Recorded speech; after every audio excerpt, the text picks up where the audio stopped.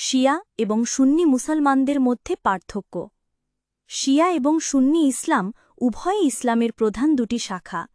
তাদের মধ্যে বেশ কিছু মৌলিক পার্থক্য রয়েছে, যার মূল ভিত্তি হল হজরত মুহাম্মদ সাল্লাল্লাহু আলাইহি ওয়াসাল্লামের মৃত্যুর পর মুসলিম উম্মাহর নেতৃত্ব, খিলাফত বা ইমামত কে ধারণ করবেন তা নিয়ে মতবিরোধ।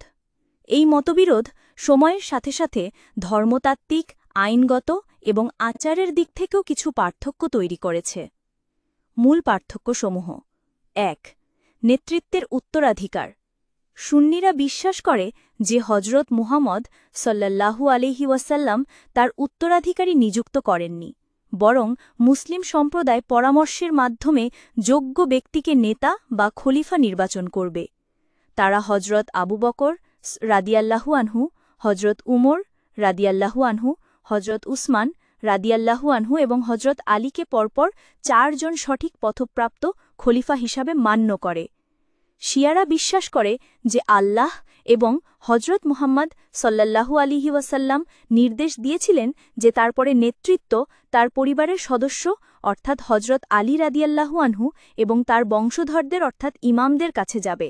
তাদের মতে ইমামরা নিষ্পাপ এবং তাদের আদেশ মান্য করা আবশ্যক। শিয়ারা সাধারণত ১২ জন ইমামে বিশ্বাস করে, যাদের মধ্যে সর্বশেষ ইমাম মাহদী আলাইহিসসালাম বর্তমানে গায়েবী অবস্থায় আছেন বলে তারা বিশ্বাস করে। ২. হাদিস সংকলন।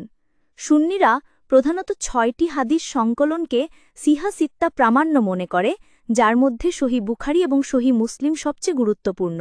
শিয়ারা তাদের নিজস্ব হাদিস সংকলন অনুসরণ করে, যা আহলে বাইত থেকে প্রাপ্ত হাদিসের উপর বেশি গুরুত্ব দেয়। তারা কিছু সাহাবীর বর্ণনাকে গ্রহণ করে না, যাদেরকে সুন্নিরা প্রামাণ্য মনে করে। ৩. নামাজ ও আচারের পার্থক্য। আজান। আজানের মধ্যে কিছু শব্দগত পার্থক্য রয়েছে, যেমন সুন্নিরা ফজরের আজানে আসলালাতু খায়রুম মিনান নাওম যোগ করে। শিয়ারা হাইয়া আলাল ফালাহ এর পর অতিরিক্ত হাইয়া আলাল খয়রুল আমল যোগ করে। নামাজ আদায়। উভয়ে ৫ ওয়াক্ত নামাজ ১৭ রাকাত ফরজ আদায় করে। তবে শিয়ারা জোহর ও আসর একসাথে এবং মাগরিব ও এশা একসাথে ১ আজান ও ২ ইকামত দিয়ে আদায় করা জায়েজ মনে করে, যা সুন্নি মতে কেবল জরুরি প্রয়োজনে জায়েজ। সেজদা।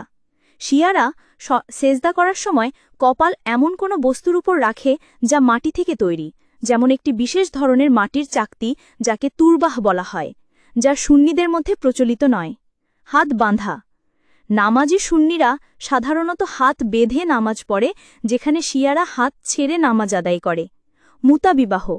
শিয়ারা নির্দিষ্ট সময়ের জন্য সাময়িক বিবাহ মুতাবিবাহ জায়েজ মনে করে, যা সুন্নিদের মধ্যে নিষিদ্ধ।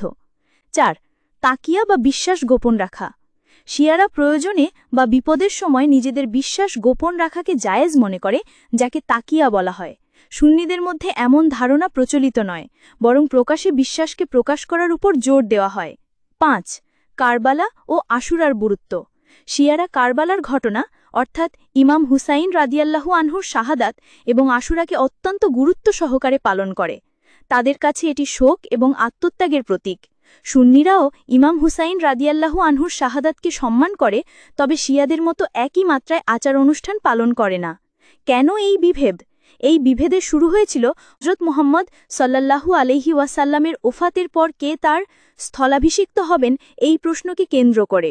সুন্নিরা মনে করত মুসলিম উম্মাহ নিজেদের মধ্যে থেকে যোগ্য নেতা নির্বাচন করবে। শিয়ারা বিশ্বাস করেছিল যে রাসূল আল্লাহর নির্দেশে তার পরিবার থেকেই নেতা নিযুক্ত করে গেছেন। প্রথম দিকে এটি রাজনৈতিক বিভেদ হলেও সময়ের সাথে সাথে এটি ধর্মতাত্ত্বিক ও আইন বিষয়েও পার্থক্য তৈরি করেছে। কিছু পশ্চিমা শক্তি তাদের নিজস্ব স্বার্থ হাসিল করার জন্য এই শিয়া-সুন্নি বিভেদকে উস্কে দিয়েছে বলে অভিযোগ রয়েছে। তবে এই পার্থক্যগুলো থাকা সত্ত্বেও উভয় সম্প্রদায়ই আল্লাহকে এক ও অদ্বিতীয় মেনে চলে, হজরত মুহাম্মদ সাল্লাল্লাহু আলাইহি ওয়াসাল্লামকে শেষ নবী হিসাবে বিশ্বাস করে এবং কুরআনকে সম্পূর্ণ ও অবিকৃত ঐশী গ্রন্থ হিসাবে গ্রহণ করে। উভয়ে নামাজ, রোজা, জাকাত ও হজকে ইসলামের মৌলিক স্তম্ভ হিসাবে পালন করে।